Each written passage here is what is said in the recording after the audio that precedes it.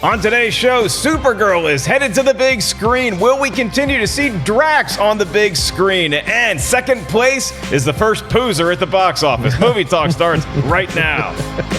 How long were you sitting on that one? Oh, I literally just thought of it, but I was thinking about those No Fear shirts from the early 90s. Oh, yeah. Remember No Fear? You wore those when you were going to tell your opponent on the basketball court, hey, I have no fear. And then they'd show up with an N1 jersey, and you're like, what the hell is this all of a sudden? Pretty competitive with athletic wear on the hardwood. That is Perri Nemiroff. That is John Rocha. And welcome to the Monday edition of Collider Movie Talk here in our lovely Burbank studios, where it is over 100 degrees outside, and we've been having knock-knock drills all day long. John, Perri, good weekends? Yeah. Very busy weekends. You were in Star Trek convention. Star Trek filled weekend. I heard there's some big Star Trek news. Big announcement from none other than Patrick Stewart. They're making a series with him on CBS All Access. So is it called Star Trek: The Next Generation? The next generation.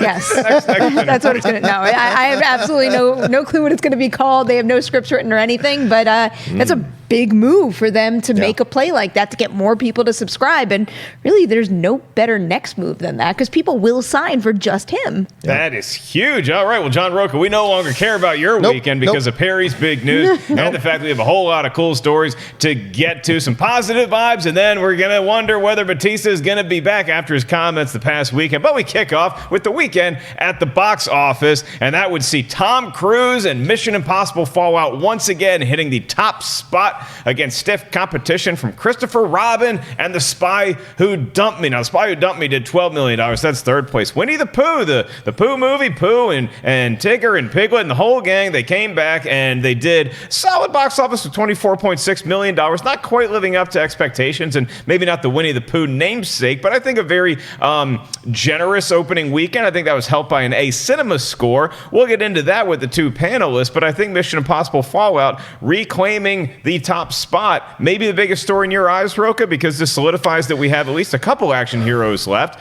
Tom Cruise, Dwayne "The Rock" Johnson, certainly internationally. Yeah. Where does this movie sit with you as far as impressive numbers at the movies? It's already beating Rogue Nation, on pace to be what Rogue Nation did, which is really incredible. And, I was reading in Box Office Mojo that August last year was one of the worst in 20 years in the box office. You see that already this first weekend, they're up 15% from what it was last. So that bodes well. You have some really good stuff here with Tom Cruise and that whole film. And there's talk about more installments. This means that no matter what Tom does, he at least has this. And people really enjoy it and have gravitated to it. And it's such a high score on Rotten Tomatoes. That tells you a lot of people really enjoy this, both critics and fans. But I think another story coming out of this whole weekend for me is the Pooh thing. I was actually surprised to see it over. Oh, well, I didn't mean like that. You should tell us about your weekend. the 23 million, it was over. By the way, Pooh's with an H. I don't know if people know that, but the 23 million, it was over because it actually is right around what Pete's Dragon did. Mm-hmm. So that does not bode well, in my opinion, for what may happen with this film. And it's not necessarily are we allowed to talk about it and say our feelings about the movie? Well, the movie's been okay, great. So, it's not.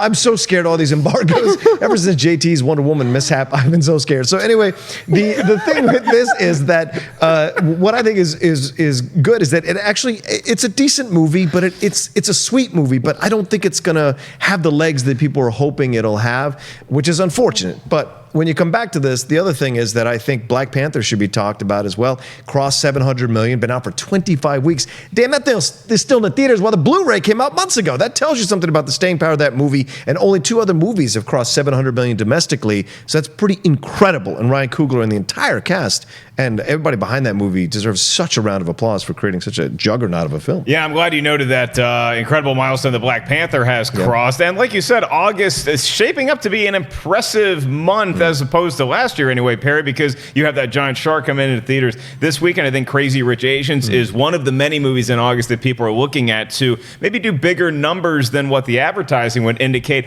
I think that Christopher Robin is all about advertising because I haven't heard the best things about it. I didn't get a chance to see it, but I haven't heard that it's just terrible movie. And with a name like Winnie the Pooh and having that back in theaters in a new inventive way, I think that if Christopher Robin was either A, more heavily advertised, or B, had the Disney Christmas release date that Mary Poppins Returns is going to have, I think this movie easily would have done twice what it did this past week. And I'm not saying that you should have, put Mary Poppins on the sidelines for Winnie the Pooh. In my personal life, I would do that. But I don't think that Mary Poppins should be shelved. I just think that Christopher Robin had a lot more opportunity to make money than what Disney gave it in this particular case. Do you agree with that sentiment at all? I feel like when it comes to box office success or failure, it's very rarely just one thing that causes one or the other. So I don't think I could say, it's just the release date. But I do think in this case, it's more heavily the release date than, let's say, the marketing push. Because I did see a lot of stuff out there. I know a lot of people were clamoring to get the toys from this specific movie of all the characters, too. And it seemed to me like there was a lot of talk leading up to it, more than I would have expected. But, you bring up the Pete's Dragon example. That, to me, was the best example for a comparable movie to predict what Christopher Robin might do. But I think Christopher Robin had the boost of having a stronger fan base with that source material, which is why I think it did top that movie by just a little bit. But I mean, look at the movies behind Ellis. That's what's coming out next weekend. And I think when you pair that lineup with the movie's A Cinema score, doesn't matter how I felt about the movie, I didn't really love it, but that A Cinema score normally does hint that people are going to keep going to see it. That word of mouth is going to help raise awareness for Christopher Robin, and it could have long legs now. Yeah, and I'm glad you made that point because we have a fan, Alicia, who tweeted us before the show started and was like, hey, I hope you guys talk about how it did get an A Cinema score, so it's got a chance to make its budget back, which is at $75 million. I remember seeing a lot more advertising. I'm just one person who occasionally watches TV, and maybe I'm not watching the TV stations that Christopher Robin is going to be heavily advertised on, but I remember a lot of promo material for Pete's Dragon, and that was a clear disappointment. So I don't know if maybe Disney just hedged their bets here, but I think that I didn't see enough material that clearly indicated that this is a Winnie the Pooh movie, and maybe they didn't want to mislead audiences because there isn't enough Winnie the Pooh and the gang in there, but it felt like this was a movie about a middle-aged dude who walks around in a hat and an umbrella, and he's got a stuffed animal friend, and that's not selling people on the fact this is Winnie the Pooh to me. I wonder if they got cold feet after that first trailer came out and everyone was making all the memes about Pooh. Look, I think Winnie the Pooh looked great. I think Piglet and Nero look great. I have concerns about Tigger because he looks really old.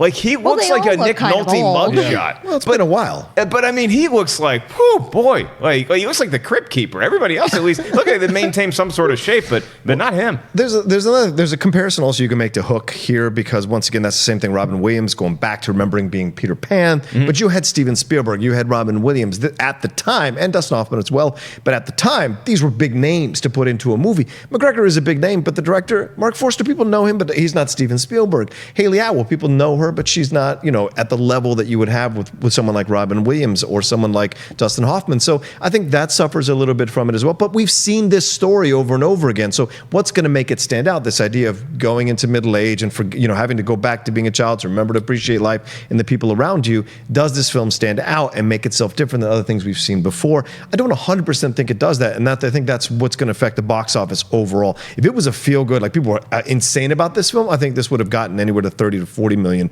but unfortunately, it isn't. It doesn't have that kind of vibe to it. Plus, British, that affects the domestic. At times, that affects the domestic take here in the States sometimes, and people don't necessarily gravitate 1,000% to British films as well. So that could have affected. Like Perri said, there's not one factor. There could be a number of things going on here overall. But there is a lot of poo. I will say, the Pooh and the Gang is Pooh and the Gang. That's my new '70s soul gang. They are all over this film. So that's what I like to hear as a fan of Winnie the Pooh. There are heaps of poo. Yeah. I do not care about Christopher Robin. I really don't. I don't care about him as a person. I just care about his imagination being a gateway into the 100-Acre Wood. What did he do to you? As soon as we get in the 100-Acre Wood, he's just a boring kid in all the cartoon. Like, he's literally just a stick in the mud worrying about... So I just want to see the 100-Acre Wood exist as its own thing. The fact that I have to hang out with this boring Boy Scout for 5 minutes to get in there is something that I willingly swallow as a movie fan, but I want to see Winnie the Pooh and the Gang. I don't care about Christopher Robin. Even though I didn't love the movie overall, I can't deny the fact that Ewan McGregor was great in that role. I'm sure he was great in that role. He had great chemistry with the human characters, the digital characters, and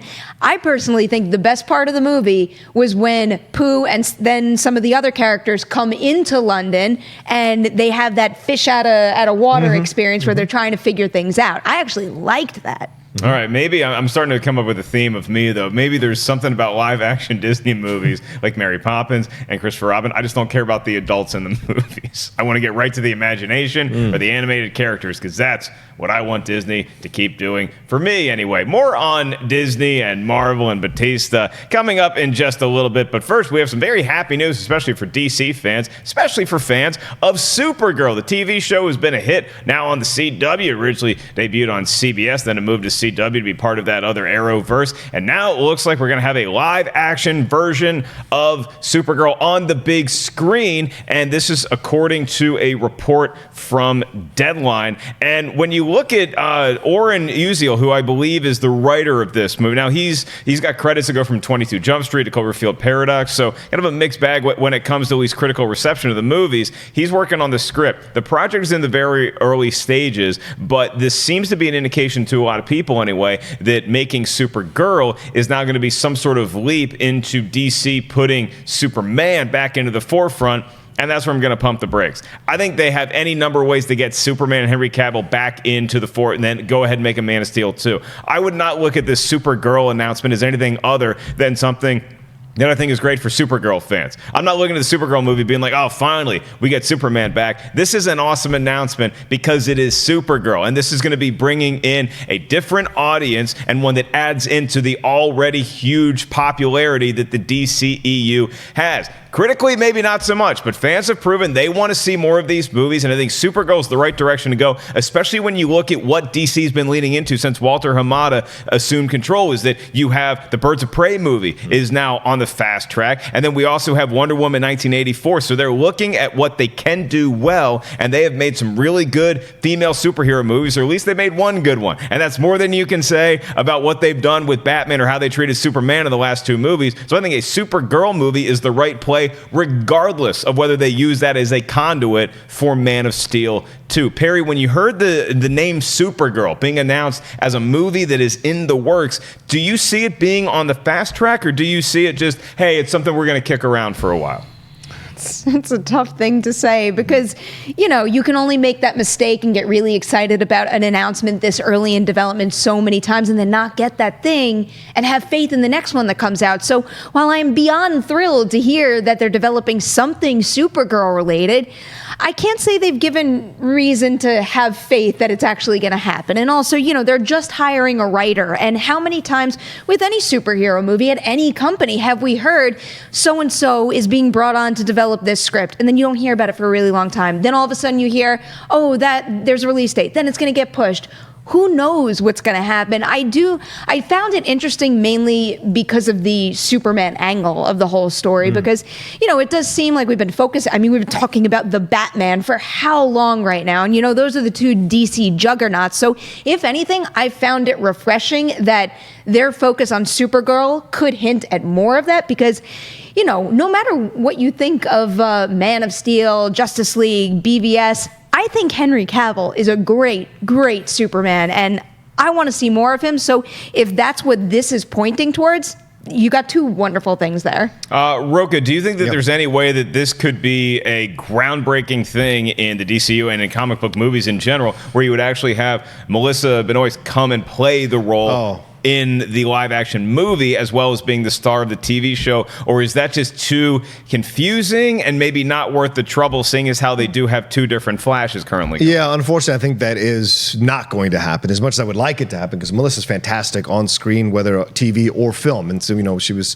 great in that film with I'm sorry, the Damon Chazelle film, Whiplash. She was great in that film. So you like to have her come and do more, be central here would be great. But unfortunately, I think what they're going to do here is they're going to find a new Supergirl, new actress, because I think they might turn this Supergirl into the Donner Superman. They may make her, which would be groundbreaking, to have things filter through Supergirl rather than through Superman. Have it filter through her, have her be a stronger presence. It all depends on who they cast. Can this person do it and carry the weight and the mantle? And you could still have Superman appear, because I think that's what they're doing with Superman in essence, making him a guest star, because the rumor is he's supposed to be in the Shazam movie. And so what role is he going to play in that? And then if you throw this down, now look at this what Hamada's doing though. This is fascinating. Wonder Woman comes out, makes all this money, first female-led superhero movie, just crushes at the box office. Now you have Birds of Prey.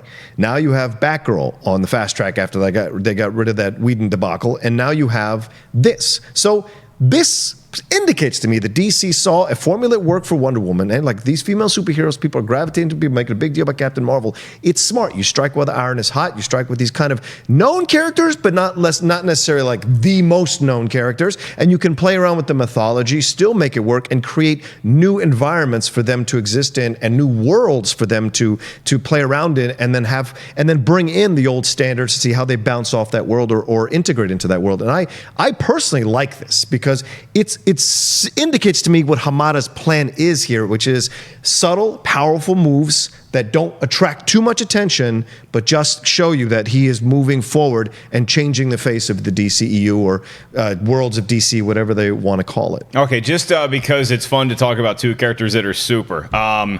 Which movie we getting first?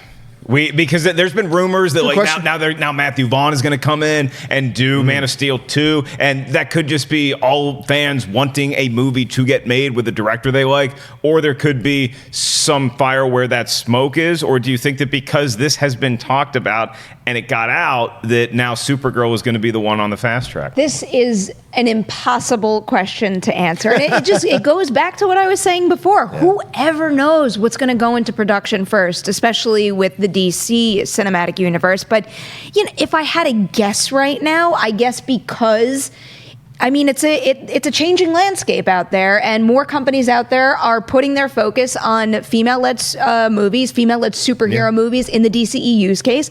I would think they would make Supergirl a priority.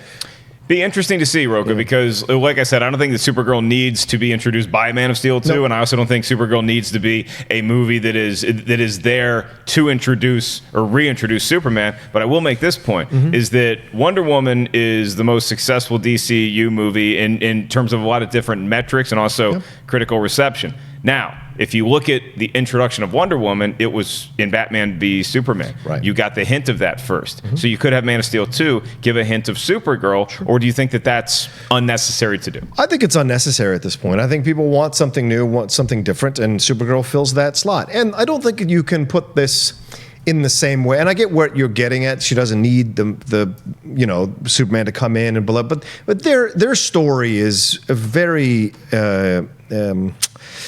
very attached between them. And you've seen in the comic mythology, even in Supergirl, the TV series, had Superman coming in. He was a big part of her first season just in communication. Then he actually showed up, I think, in the third season and had a long from arc the same with her. Hometown, I right, well, yeah, so home planet, all of that. So, and even in Crisis of Infinite Earths, one of the most iconic panels or covers is Superman holding Supergirl who has died, the 1985 Crisis of Infinite Earths. So there's a lot here involved. So it wouldn't be terrible to have her be introduced to Man of Steel 2, but I like the idea of her being her own thing, figuring it out, and then Superman shows up at some point to kind of like be her, help her settle some situation, and that would be fine, And so that to me works more, and I like this idea. And I think if we're looking at the facts of what's presented in front of us, and Perry's right, it's an impossible question to answer, but looking at the facts, Man of Steel 2, no scriptwriter, no director. Supergirl scriptwriter. That to me puts it in the lead at this point to get done before Man of Steel 2 right now.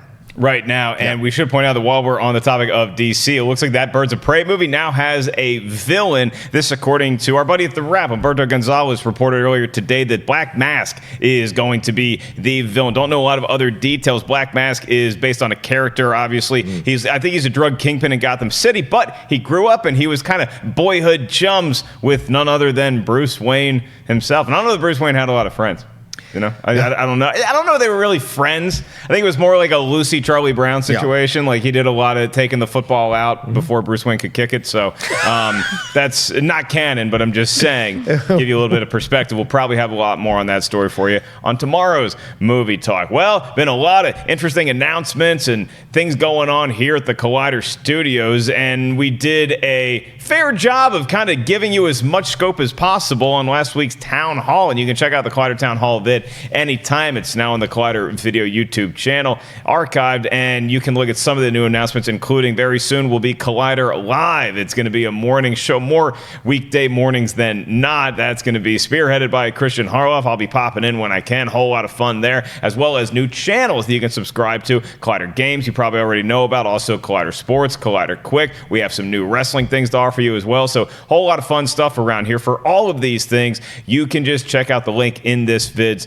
description. Well, we move on to our headline story, and that would be the James Gunn fired from Guardians of the Galaxy 3. This story just does not want to die, in part because the actors involved keep talking about it. Now, last week they signed a petition. All the stars of the movie signed a petition saying, hey, we support James Gunn. The petition stopped short of saying we're not doing this movie unless you rehired James Gunn, but the point was made in no uncertain terms that they would be in favor of that move if you could bring James Gunn back. And Kurt Russell also weighed in an interview that I saw this weekend. Well, now Dave Bautista took it to the next level, and in his comments, he mentioned that he really does not want to come back as Drax unless James Gunn is there. To quote what he said on Twitter, I will do what I'm legally obligated to do, but Guardians without James Gunn is not what I signed up for. Guardians of the Galaxy without James Gunn just isn't Guardians of the Galaxy. It's also pretty nauseating to work for someone who'd empower a smear campaign by fascists, #cybernazis. That's just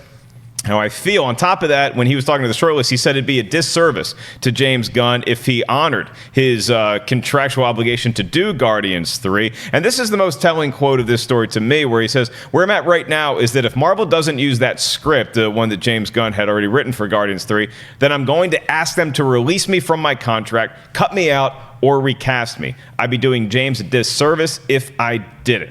My thoughts on this are that let's all take a breath and not overreact either way. Because, first of all, this isn't bringing James Gunn back to the project. I think that ship has sailed, regardless of how you feel about whether he was rightfully canned in the first place. I think that Dave Bautista is somebody who has a political point of view and is not afraid to show it. And a lot of actors in Hollywood, even the ones that some people consider very liberal or outspoken, generally don't wear those colors on their sleeve like Dave Bautista does. And so when he says these things, you can take it one of two ways. That, oh, he's not doing this movie and he's going to look for a way out. Or it's just him loudly supporting his voice and using that platform to show James Gunn, hey, I care about you, bud. I want to make this known beyond the shadow of a doubt. And I'm going to show up to work like I'm contractually obligated to do. You may not like it, but I'm going to show up and I'm going to do the movie. It gets interesting when he says, I'm not going to do the script unless it's a script that James Gunn wrote. That's where you're like, oh, wow, is he being serious? So I'll start with you, Rocha. Yep. Do we take Dave Bautista at his word, or do we say, hey, this guy has had a long career of talking a lot about a lot of different things. Is it performance art with wrestling, or is it something where this is a real passion for him to the point where he's going to step away? Let me tell you something about Dave Bautista. If he says he's going to do something or he's considering not doing something, you take him at his word. Dave has a history of making these really controversial stands that could threaten his livelihood, and he does them anyway. You know, if you follow his story, he comes from, poor background in DC, suffered a lot growing up, has his own mental health stuff that he has dealt with. but he is very adamant in his political points of views. In the WWE, when he was there from 2002 to 2010, his first trip through, he was a 6-time champion. Him and John Cena were constantly battling to be the face of the company. Cena was the one getting movies and commercials and all this kind of stuff, and Bautista was upset because he's like, why am I not getting the same shots that Cena is? If I'm just as much of a champion, it came to a boiling point, and in 2009, I think is how it goes, he put in, like, if it doesn't change, then I'm going to go, and then a year later, he was gone, and he left. At the top of the chain, being the champion, he left to go pursue and see if he can make it in movies. And if you go, you can see his resume. They were like straight to DVD, not really great movies, but he built his resume. He worked hard, and he got into these situations. This is what he came back in 2013. The fans kind of turned on him, and he left.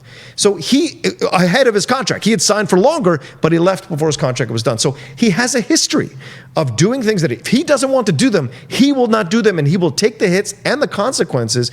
And in that way, a lot of us have grown to respect Bautista a lot as a person and also as a performer. So when he says, if they don't do James Gunn's script, he is absolutely sure about what he's saying, and he knows exactly why he's saying it. He knows they can't force James Gunn to come back, but this is his way of having James Gunn have something to do with Volume 3 if he is going to be part of it. Okay, so you seem to be on the wagon that says, look, if they do James Gunn's script, then he's going to show up and he's going to do his job. Yep. If they change James Gunn's script, or maybe it's just the situation where James Gunn doesn't get the writing credit that he is due, you think Bautista's going to step away?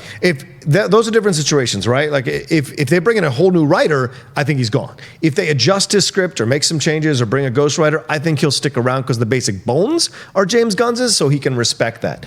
But overall, I think if you do a whole new script, I think he will absolutely walk. Perri, is that how you see it as well? Do you take these comments at their word, or do you just see this as an actor being rightfully upset that his director got fired? Shockingly, I agree with Rocha. Why would he have been a part of that joint statement and then gone the extra step of saying this if he didn't mean what he was saying? And, especially in this industry, there's a very big difference between saying something like this behind closed doors and then putting it out there on social media, especially when, it goes back to what you were saying at the very beginning. Taking my personal opinion about everything that's going on completely out of the equation here, what's happening right now with one of the most successful franchises in cinematic history, really, we're running into a situation where one of the series within that cinematic universe, plus the characters involved in the Avengers 4 and any kind of team up that comes after it, these people might could you imagine a Guardians of the Galaxy 3 with someone else playing Drax?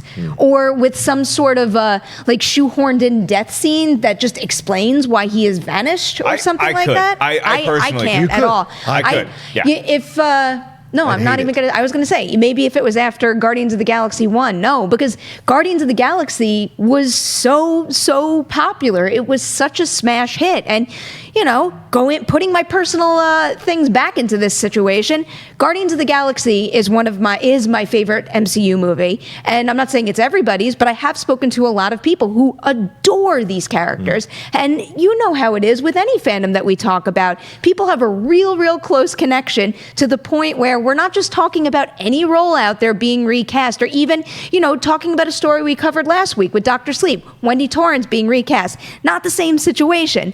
This is people who we just saw in Avengers Infinity War, and all of a sudden you're going to have another actor playing that role. It's not going to work. I believe him, and I do think that if they keep the script, he'll stay on. But I already think, and again, I make this statement taking my personal feelings about whether or not he should have been fired out of the equation, but I think the tone has been set to a degree. I think that no matter what, there is an unlikely chance that we're going to get as good of a Guardians of the Galaxy 3 as we would have if none of this had ever happened, strictly because there is that negativity in the air now. And it's going to color the conversation leading up to when the movie comes out and thereafter also, where now the conversation is going to be, it's either going to be, if James Gunn comes back, was it the right decision? Is it going to do as well because of all the controversy? Or if they find someone else, that person is going to be dealing with, can he do a movie as well as James Gunn did? Yeah, and you have to look at this thing, right? James Gunn took a chance on him in a big feature film where everyone was like, why are you putting these people together and doing Guardians of the... No one's going to come see this thing. He took a chance to put him in this film, like Christian Harloff took a chance on The Outlaw.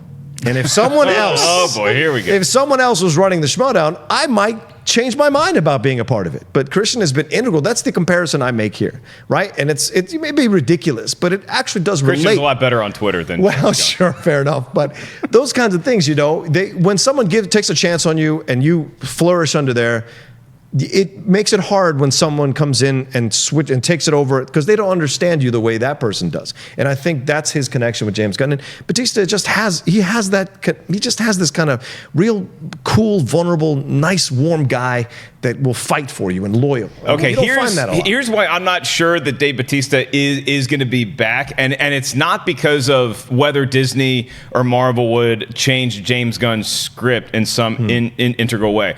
It's this statement when he says it's also pretty nauseating to work for someone who'd empower a smear campaign by fascist #cybernazis. Regardless of whether you believe that, and I believe that statement to a point, I think that if you say that and you're clearly talking about Disney as a whole company. So saying something like that against that company, which doesn't like controversy or bad words or bad jokes or anything like that, I could see that as a clear reason for Disney to be like, we don't have a choice in this matter. Now, look, I'll also say this, is that I disagree with Perri insofar as I think that you can do Guardians of the Galaxy 3 without Drax, or you can recast him. I'm not saying that that's what I want. Like, Drax is one of my favorite parts of the Guardians because he's very funny. I also think that he is a side player in those movies, at least through the prism that I watch. I know that there's a gaggle of Guardians of the Galaxy, and there's some that we gravitate towards more than others. And Drax is clearly a fan favorite, but what I'm saying, and I don't think Dave Bautista doesn't know this already. I see a lot of people online saying, hey, Dave Bautista needs to know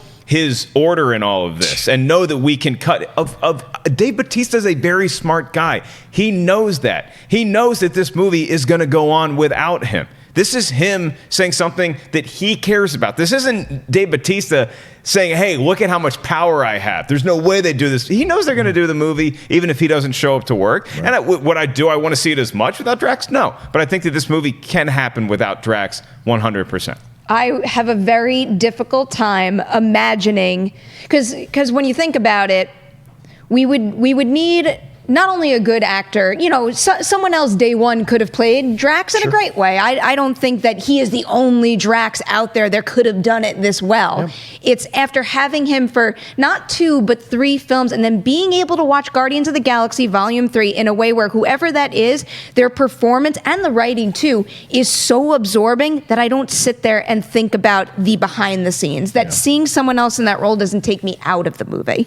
I'm not saying nobody else out there can achieve that, but I do think it is a very, very, very slim chance that someone can. And it is a tough thing to do. It's not like he just shows up and does his lines. Like the comedy notes that he's hitting in that are special. I mean, he clearly has that character down, but you're going to have a movie regardless. And I do think Perri makes a great point when she says that regardless when this movie comes out, there's going to be a lot of talk about this kind of thing. And I'll give you guys a little insight. Here, welcome and check out the wizard behind the curtain here at Collider. This is the biggest story that came out this weekend and today. And did any of us want this necessarily to be the headline of the show? No, we want to talk about something fun. We want to make it like Supergirl or something like that. But this is the thing that we knew we were going to spend the meat of the show on. And we have to do our service to report the movie news because this is movie talk. So unfortunately, that's the way it breaks. And we'll probably talk about some of this again and see where it went right or where it went wrong once the movie actually comes out. But if we can, we'll move on to a less controversial subject. MoviePass.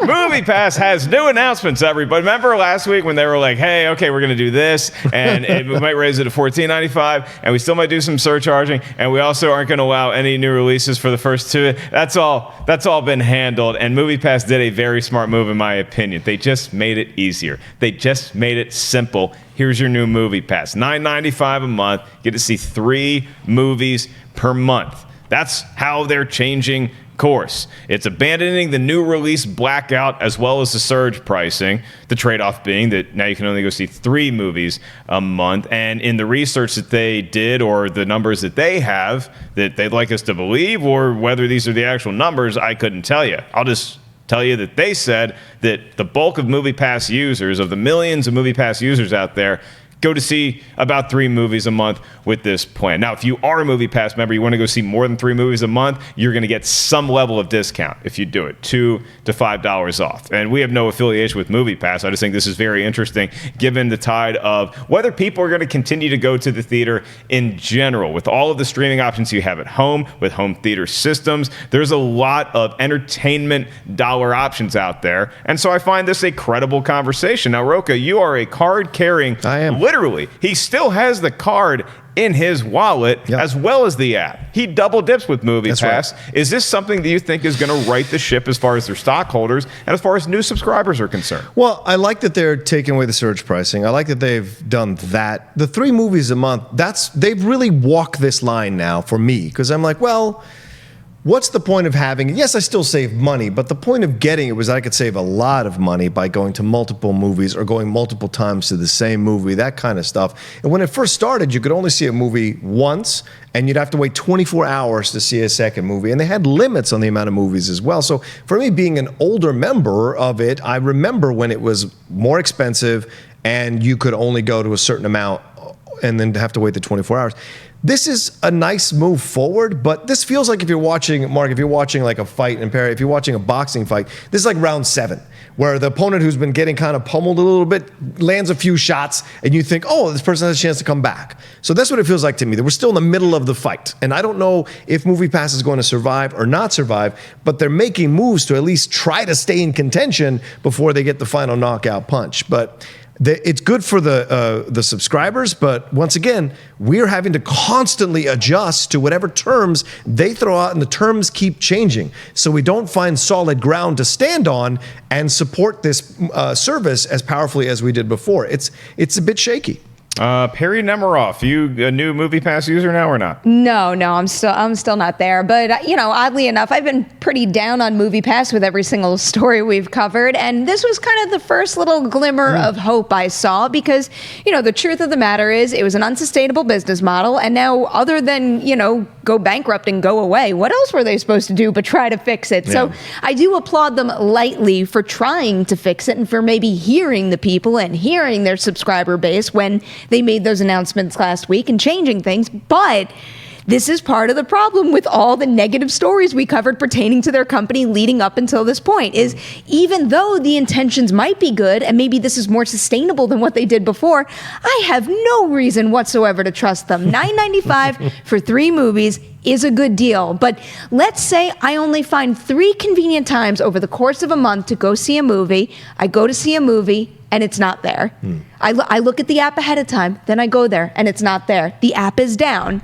And then you can't even call customer service. I've only heard the worst things about their customer service. So while I am happy a little bit that they're changing things, I still am not inclined to trust the service. Yeah, I think you got to give it some time now. That's that's how you make a diamond, kids. Pressure and time. And MoviePass, they've been under a lot of pressure, so let's just give it the time needed to actually prove that you're going to stick to this new model, because they announced a bunch of changes last week, and those are done. Now, we may think that those are better changes that they made as of today, but what if those changes go by the wayside and they say, okay, well, maybe some surge pricing on Tom Cruise movies? Like, we need to know what the answer is, and we need to give it a little bit of time and patience, but overall, it's still a really good deal. Like, you just break it down, $10 a month, you get to see 3 movies, more movies with discounts. I think it's a pretty good deal. I just think that if I had like an AMC in my neighborhood, I think I would probably rely on that one more, even though it's technically more expensive. But I think you get to see 3 movies a week, or is it 3 movies a month? I think it's 3 movies a week. 3 movies a week? Okay, yeah. For $20. Then I do have an AMC in my neighborhood, and I'll probably sign up for that one. So we are going to move on to your live Twitter questions. So you can tweet us anytime at Collider Video.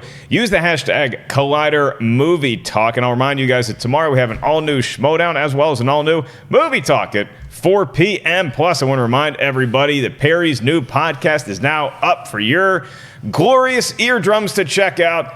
The Witching Hour. Perri, what did we talk about? What all went down? And once again, best logo in the biz. The first episode is up. The second episode drops tomorrow, and we recorded it today, and it's all about the anniversary of Halloween H2O and 90s teen slasher movies. So very much in my wheelhouse, and That show is just such a pleasure to do. When we stopped recording today, I looked at Haley. I'm like, that was so much fun. So I hope you guys enjoy it as much as I did. All right. Well, something I know Perri enjoys is the subject of our first Twitter question. That comes from Scotty. Scotty says, with the Meg opening soon, what is your favorite shark movie other than Jaws? No. Favorite shark movie? You are not allowed to say Jaws. I will allow you to say, even though they're different species, the killer whale classic Orca.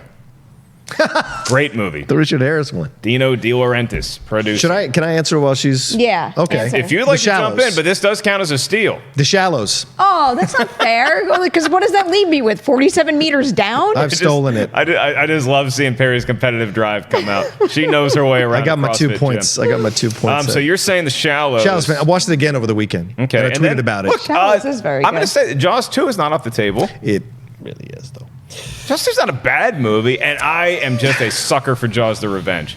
I love that. If you don't look at it as a realistic, like, oh, this is what sharks do. They get pissed off at one family in particular and swim down to an inclement water temperature for their species to survive just so they can eat the grandson of what. But it's a fun horror movie where you have this shark that, and actually, I can say this too. I like the fact that we can go after the shark because, like, I don't want real great whites to get killed simply because somebody saw Jaws and got scared. But this great white shark in Jaws the Revenge, out of all the sharks, that one deserved to go the most because he was like hell bent on a mission to like eat people.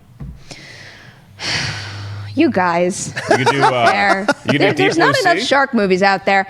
I'll go a different direction, and rather than the action-packed shark eating everybody thing, I'll say the movie Soul Surfer, which was about that surfer that suffered the shark attack and lost her arm. Yes. That was actually a very underappreciated movie when it came out. I feel like it only got a limited release. Not many people saw it. I believe it was Anna Sophia Robb that starred in it, and she was fantastic, and that's a really good movie. I would also say there's ESPN did a great story, kind of like a mini documentary they do on SportsCenter from time to time. It's about Mick Fanning, the guy. He's a professional surfer who survived a shark attack that was caught on camera. YouTube Mick Fanning shark attack.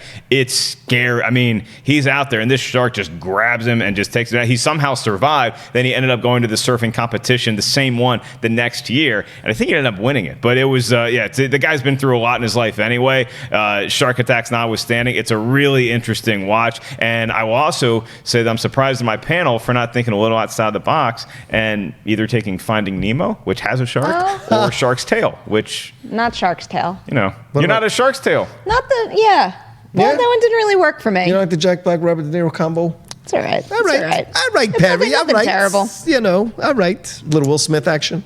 All right. How about Austin Powers? Does that count? There's sharks with freaking lasers. Freaking lasers.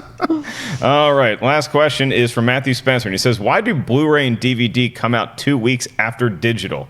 Hope you had your beer last week. I don't know who did somebody need a beer last week? I had many beers last week. I can assure you that he did. We all had beers last week. Yeah. I mean, you're talking about me. I don't know if I mentioned. Oh, I think I probably did mention I was going to get a beer because it's usually on the brain about this time. I did. Thank you, Matthew Spencer. I think it's just to goose digital sales. I don't know any other reason for it. I got nothing. Yeah, I think it's just because this is the society we're in now.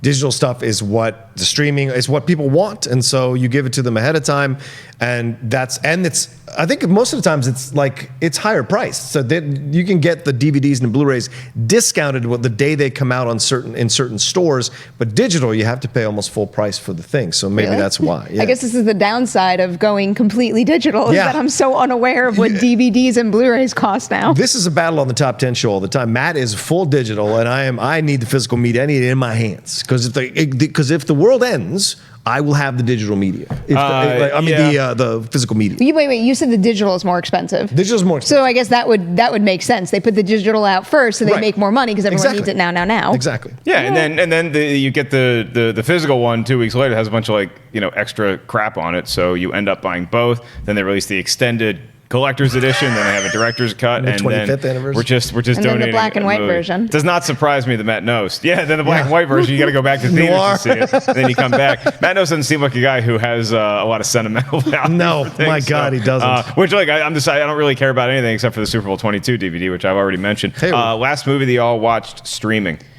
Streaming. Yeah. I did, as we talked about on The Witching Hour, I hadn't seen the movie Cargo with Martin Freeman on Netflix, and I watched that because I also watched the other one with Michael Pena and Lizzie Kaplan, starts with an E, Extinction. And I really didn't like that movie. Nice try. Really like Cargo. All right, Rocha. What's streaming? Do you mean like on Netflix? Yeah. Or do you mean on television? Just so you know, it also counts as the American Airlines service that I watched on the plane flying back yesterday. Because I'm currently watching The Wire for the first time on streaming on Hulu. Okay. That's my obsession. But that's a TV show. Yeah, the last movie I saw streaming. I believe I was pretty clear when I said film. It's a rewatch. Was Wind River.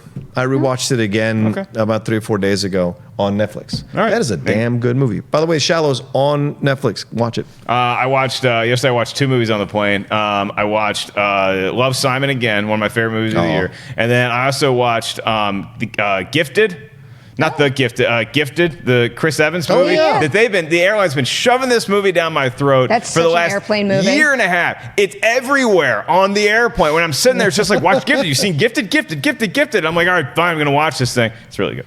It's just like I was flying away from my niece and my 2 nephews, who I love dearly, but a weekend with them is enough. And then this guy's raising the thing by himself, and it's a lot. It seems like a lot of work, but pretty good movie if you're on an airplane and you want to check it out. All right, that does it for us here on Collider Movie Talk. We hope that you enjoyed this show. I want to thank John Rocha, Perri Nemiroff, and myself a little bit as well for doing a capable job hosting a very mediocre show. I'm just kidding. It's Collider Movie Talk, and I love my work. See you guys tomorrow for a new edition. We're going to try to make it above average, 4 p.m. PST.